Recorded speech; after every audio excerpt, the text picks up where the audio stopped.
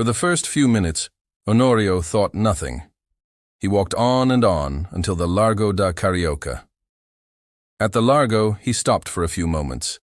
Then he turned onto Rua da Carioca, but soon turned back and entered Rua Uruguayana. Without knowing how, he soon found himself at the Largo de São Francisco de Paula.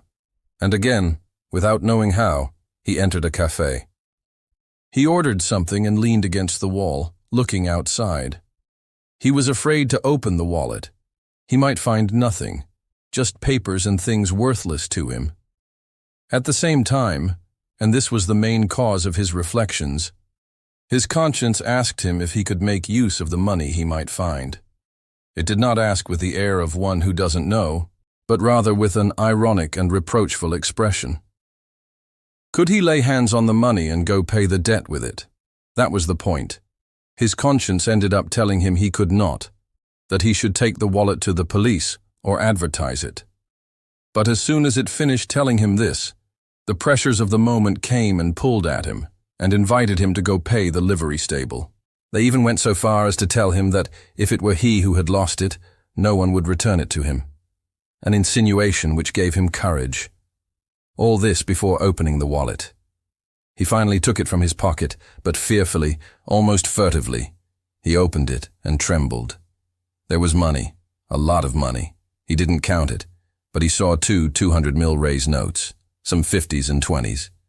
He calculated some 700 milreis or more, at the very least, 600. The debt was paid. It was even less some urgent expenses. Honorio was tempted to close his eyes, run to the livery stable, pay, and once the debt was paid, goodbye. He would be reconciled with himself. He closed the wallet and, afraid of losing it, put it away again. But a little later he took it out again and opened it, wanting to count the money. Count it for what? Was it his? Finally he gave in and counted. It was 730 milreis. Honorio shuddered. No one saw, no one knew. It could be a turn of fortune, his good luck, an angel. Honorio was sorry he didn't believe in angels, but why shouldn't he believe in them? And he returned to the money, looked at it, passed it through his hands.